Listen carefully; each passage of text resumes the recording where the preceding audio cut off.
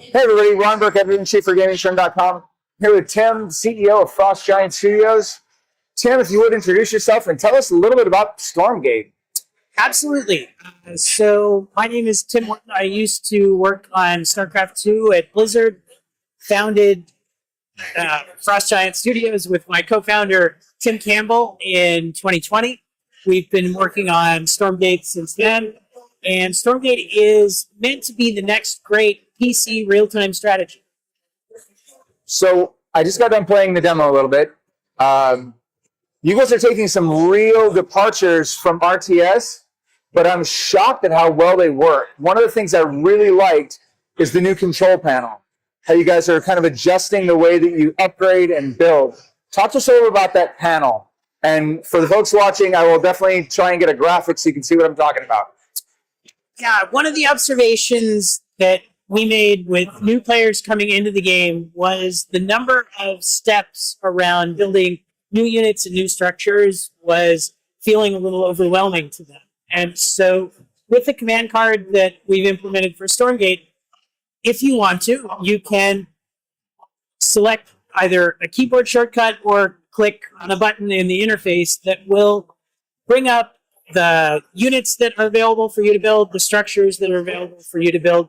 And in doing that, that means you no longer have to click on a unit or structure before building.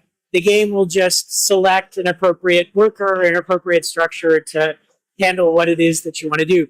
As an advanced player, you can still play the way that you're used to, but as a new player coming in, it's just a bit easier. So if you're micro and macros maybe not up to scratch, or you're just new to the game or rusty, you can kind of jump right back in. Yeah, and even as an experienced player, I like that it immediately gets me to a place that I can see everything that's available to me to build. Right. And if you're not sure why you don't have something, you can just mouse over it and it'll tell you. Exactly. I did like that the upgrade system is also in there. So if I want to know what I need to upgrade a unit, I can mouse it, and I can also select it from that same command card. And one of the things that I liked was if the character I'm building is under S and then A, and I want to upgrade it, well, that's going to be under, I think it was R, and then A. It's in the same position for that upgrade. Right. Yeah, and that's another conscious choice. That's been kind of an evolution in hotkeys that's happened over the years, and we're trying to really embrace simplicity. So outside of the macro stuff that we've kind of talked about, talk to me about the factions. We've got 3 factions, and one of them was just announced. Walk us through those 3 factions. Absolutely. So the first faction that we worked on was the Vanguard faction.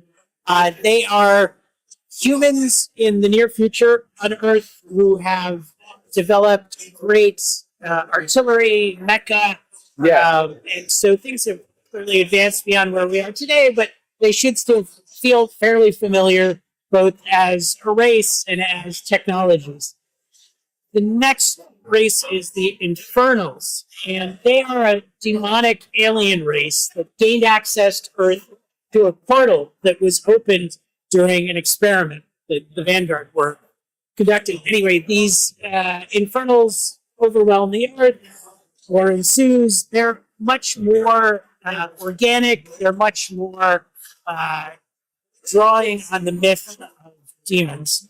And then the third race that we've introduced just recently is the Celestials. They are a spacefaring alien race, and they are completely mobile on the battlefield. And so the style of play is very different. They're very high-tech. They've got technology far beyond anything that we have here on Earth, and they are probably the most unfamiliar for traditional RTS players to play because they really are breaking the mold. There's some definite play differences between those 3 factions as well. I noticed that the Vanguard feels kind of traditional RTS. They're your dirt farming humans. You build structures, you generate units, you send those units out. The Infernals, I got that right? You got it the right. Infernals, that's all about sacrificing units. You have pig farms. You have pig farms that literally generates pigs and then sacrifices the pigs to create, I think it was Animus, right? Up in the top, right, that you can spend on special powers.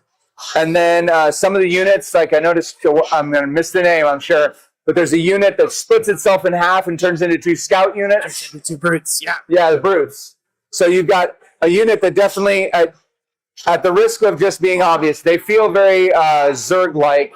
They have like it's not called a creep, it's something else. But you gain bonuses when in that, but it's not like the Zerg in that you can only build on that. So it doesn't feel like you guys have said, okay, we're just going to copy humans, Zerg, and Protoss. These are very, very different.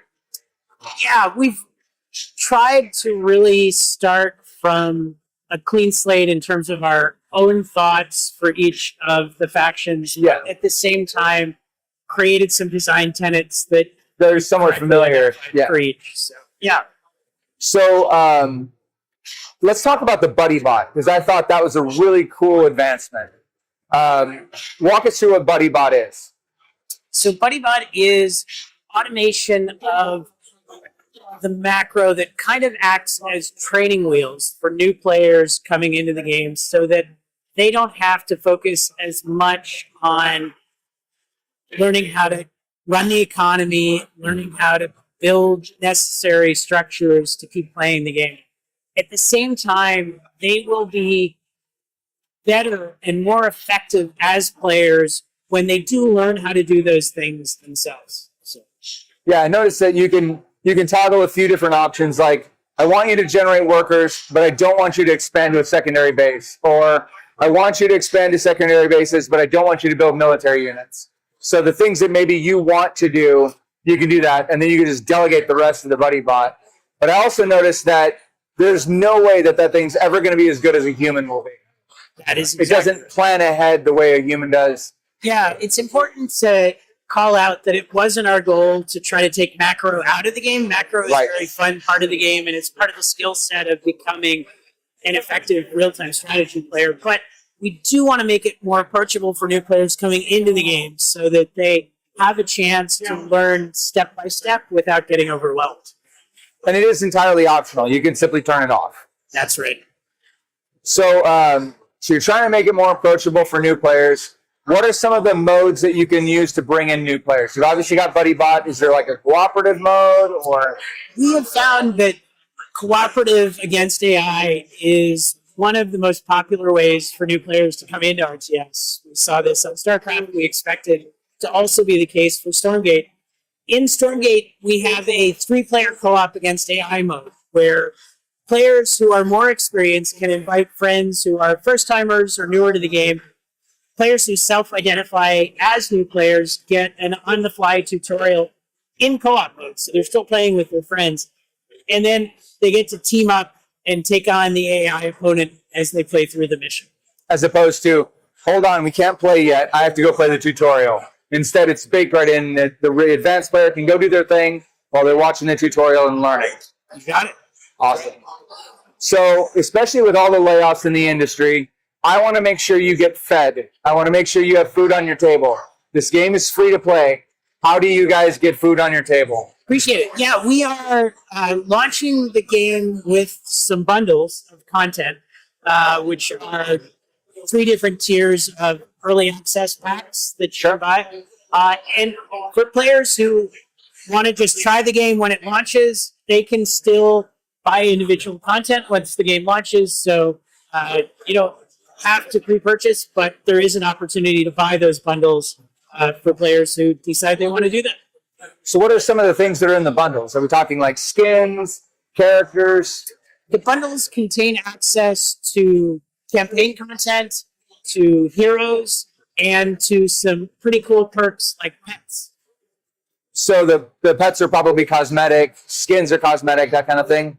Yes, and in terms of army skins, that's something that we are going to offer later on for Stormgate, but at launch, it's mostly focused on campaigns, heroes, and some smaller cosmetics like pets and Fog of War variations. So the campaign, there is a campaign in the game, but you get like the first 3 for free, right? Kind of a try before you buy? That's right. For campaign, the setup for the story, along with some tutorialization, is available in those first 3 missions. And for players who are interested in continuing the story, There are paid missions available, and we're going to keep providing more paid missions over time. So you can further expand the story without having to go to a full expansion pack to do that. That's exactly right. And you don't have to wait as long, because where it took multiple years between expansion packs, now we're going to be continuously delivering. Got it. Well, it sounds pretty amazing. When can people play it? We are going into early access on July 30th, and then the game will be available to play free on August 13th. Awesome. Thank you very much, Tim. The game is amazing. I'm looking forward to it. Thank you for being. Awesome. Thanks, everybody. Bye.